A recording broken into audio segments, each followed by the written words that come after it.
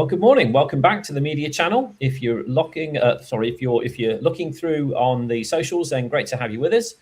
We're live at the moment on Facebook and on multiple YouTube channels as well. So if you're there, then please drop us a comment in the comment channel, and we'll try our very best to get back to you. Today, we're going to be talking about our webinar preview. So this Saturday, 20th of June, Ian and I are going to be doing another webinar together at 10 a.m. We always run a flagship webinar every Saturday morning, 10 a.m., covering different subjects.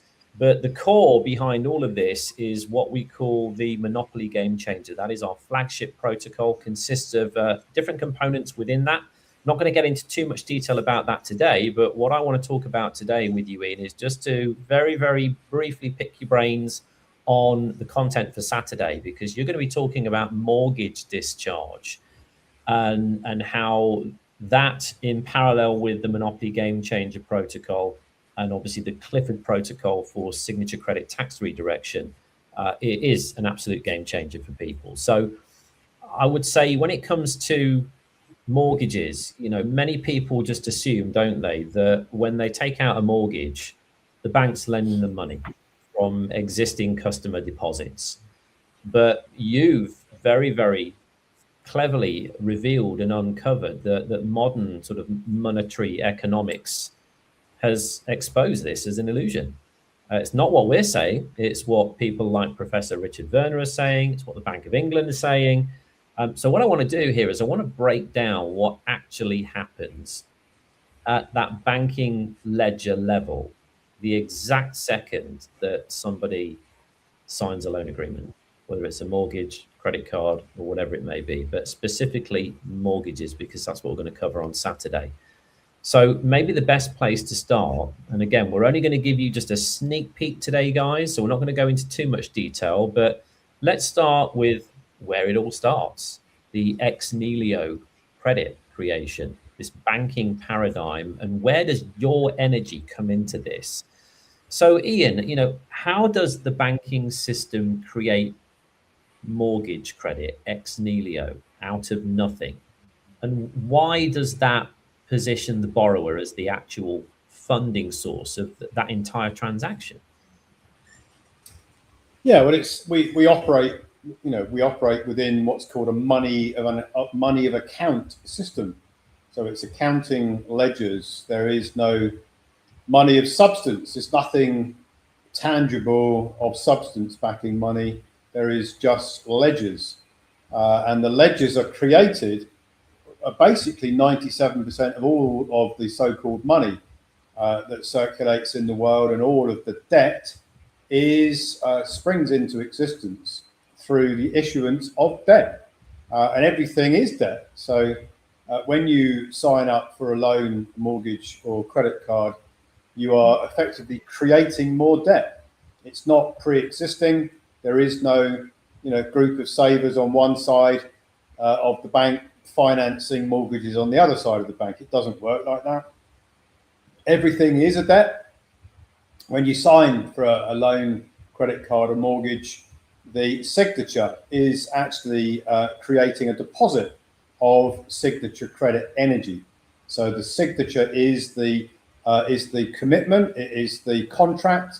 It is a negotiable instrument, or the issuance of a negotiable instrument, which the banks take in as a deposit. So they're taking in human energy as a promise to pay in the future. They match that with a matching liability, which is what the ex nihilo credit really refers to. The banks create the money through lending, and this is confirmed by Professor Richard Werner, who's written numerous research reports, the Bank of England, the Federal Reserve. It's basically the money system is a debt-based system, and it all springs into existence when a signature is put on a contract of some sort, which creates a debt equal to the value of the signature. So $1 million mortgage springs into existence. The alleged borrower signs a mortgage contract that creates a promise to pay in the future of $1 million plus interest. The bank takes that promise, creates a matching liability. So they've got an asset on one side of $1 million, which is promise. Excuse me. On the other side, they've got the liability, of 1 million. One matches the other. That's your double entry bookkeeping, and basically that's how the whole system works. Excuse me, I've got a frog in my throat. Not to worry, not to worry. So once a mortgage note signed, then it doesn't just kind of sit there in the bank's vault and they lend me the money. It enters, what you're saying is it enters this securitization pipeline.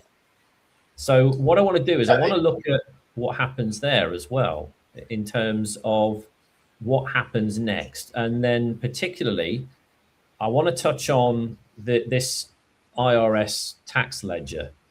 There's a tax ledger there that you call the smoking gun, isn't there? So let's talk a little bit about that and how that actually works so that people can understand then, well, once I've signed this mortgage note at the bank and they then, quote unquote, lent me the money for buying my house or whatever it may be, which we know does not happen because they can't do that. What's this 945 tax ledger and why do you call it the smoking gun? Well, the banks operate as nominees. So nominee is another word for a fiduciary. So they hold the note. So that note that's been created, that $1 million note, mortgage note, gets sold from the clearing banks that create the ex nihilo credit. They sell the notes that come with interest, a promise to pay interest as well as the 1 million back. They sell those notes to the investment banks who are operating as nominees, like middlemen, who then tranche them up, put them into tranches, use another nominee structure called seed and company, predominantly, that holds these tranches. And the banks then use the tranches, the value of that tranche of mortgages. They can expand their profits by using those notes or those securitization notes as collateral. They can get more credit. They can use that to trade with, make more profit, etc., etc. But in order for them to do this, because they are debtors themselves, ironically, all the banks are debtors on the entire monopoly board, which is like a worldwide trust. They have to pay tax for the use of the energy that backs the notes, and that tax is paid on their 945 tax modules. So when you see a bank's 945 tax module, you know that they are paying taxes for the use of the human energy, and it's all paid via that tax module, which they vastly underfund because they don't really want people to know that they're paying taxes on that module. Right. So this is the big thing, isn't it? This 945 ledger. If they owned those securities, why would they be paying taxes on them? That's the question that you want to be asking yourself. Why? Why is the bank paying taxes on my mortgage note? So let's kind of move into understanding this 945 ledger and how to leverage that, how to recoup those taxes back. Because if we're talking about mortgage discharge or discharging that debt that was created, I think understanding the banking trap is the first step, isn't it? Because this has to be down to accurate execution in my mind. So you talk about the Clifford Protocol as the engine, and you talk about using a specialized 98 series trust, and that doing this in the right configuration, doing it in the right way, just completely rewrites the rules for people in terms of what they can do moving forwards from maybe where they are now. Maybe you're sitting there watching this and you're struggling to even keep up with your monthly mortgage payments. I don't know.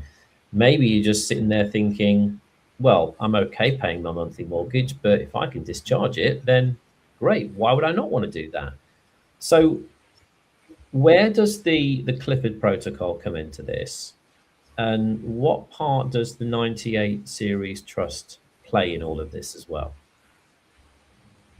Well, the banks are operating as nominees. They hold these mortgage securities in these tranches as nominees. They pay taxes for the use of the credit energy. But as soon as the a 98 series international grantor trust sets up and identifies the mortgage note held within a tranche, and the tranche has a CUSIP number, as long as that forensic research has been done and you can link it all together, then the grantor trust can file 1099 OID, and the OID tax filing creates a shift in the ledgers. So it corrects the accounting ledger on that mortgage. No longer can the investment bank claim that they are the creditors.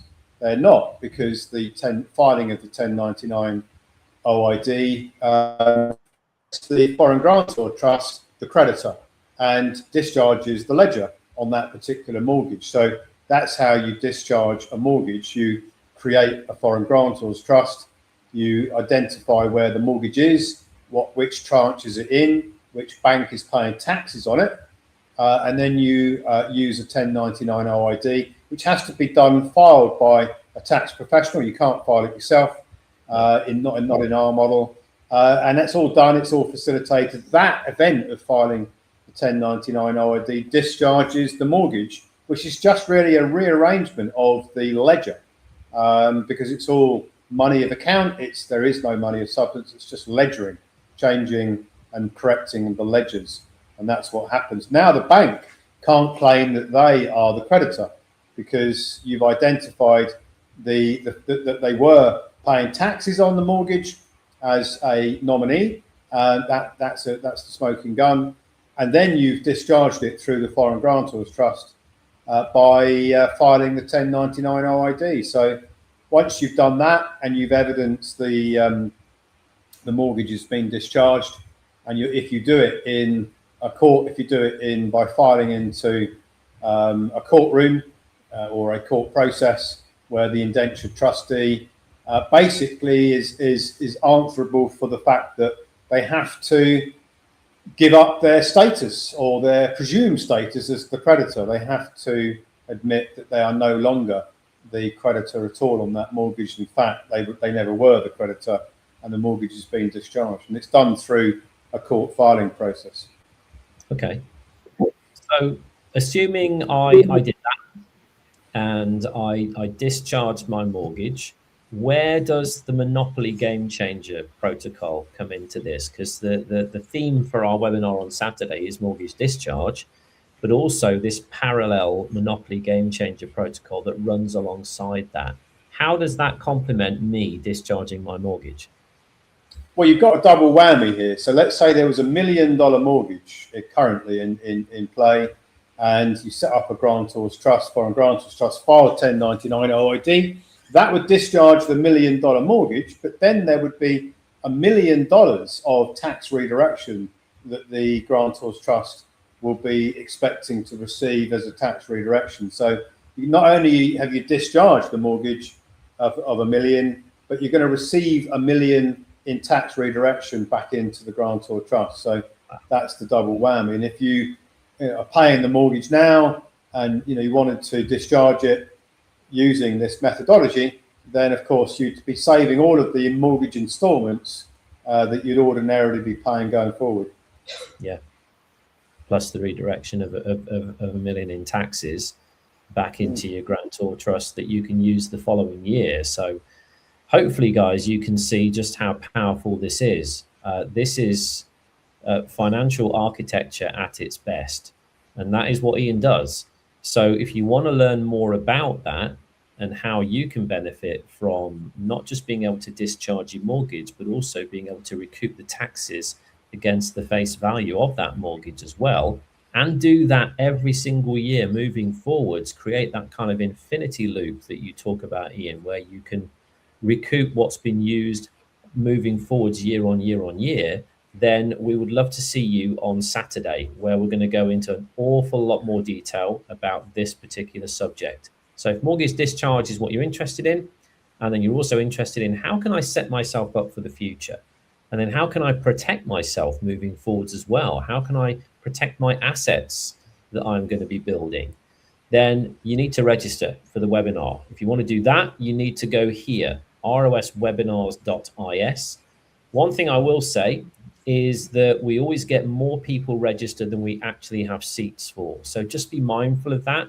Right now, we're recording this on Tuesday, the 16th of June. So you've got between now and Saturday, the 20th, to register. I would recommend you do that early, because we can only take 1,000 people on that webinar. And as you can imagine, mortgages is a very, very popular subject for people. So if there's any way that they can see relief from that, this is going to be a very, very popular and a very highly registered webinar. But depending on how many registrations we get, we can only let 1,000 people in the door. So that's the website you want to go to. If you're a member here at the Republic of Old Souls and you have your members area, you can also register straight from your members area. And again, if you've got friends, family, people who have mortgages, who may be interested in this subject matter as well, please invite them along too. You'll have a webinar registration link in your members area that you can use. We won't go into too much detail about how that works on today's episode, but essentially you can start to earn credits against the protocols that we have. For every person that you refer, $100 will go into a digital wallet for you in your members area, and that can be used to offset the actual protocols themselves when it comes to the donations that we have for the protocols. So there's lots of ways that you can get involved with this by simply helping other people as well as helping yourself.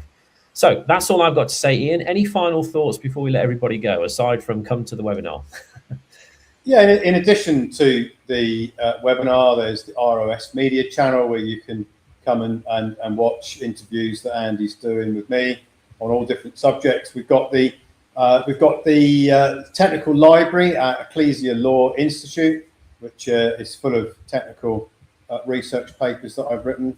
And there will be an avatar, both one for the Monopoly Game Changer avatar, but there'll also be one for Mortgage Discharge, which will be launched in due course. And we're hoping to make the Monopoly Game Changer avatar available for this weekend, because we had one, it lasted about 2-3 days. It was censored, so we've had to re-engineer it, and hopefully we'll be able to relaunch it by this Saturday. But then there'll be the Mortgage Discharge avatar, which if you want to ask questions about how it works, why it works, and what's it all about, then you'll be able to do that at your leisure. Okay, so I hope you heard that, guys. We launched that avatar, and within 3 days it was censored. Why? Because of the content that we were delivering. That should tell you a lot. That should tell you that this is something the banks do not want you to know about. Why? Because they want you to carry on paying that interest and paying those monthly mortgage fees for the next 25 years. That's what they want you to do. They don't want you to know that you are owed back the taxes against those mortgages, and that you can even discharge the mortgage itself. So if you want to learn more about that, come to us on Saturday. As Ian said, ecclesialaw.is is where all the technical papers are. There's about 70 different technical reports that Ian's written on a multitude of different subjects, including mortgage discharge. If you want to see more of Ian and I's content together, then go to the ROS Media platform. But really and truly, we would love to see you register here and join us both live Saturday morning, 10 a.m., where we're going to be doing a deep dive on this. So have a great day. Thank you for watching today, and we look forward to seeing you on the Saturday morning webinar. Bye for now, guys.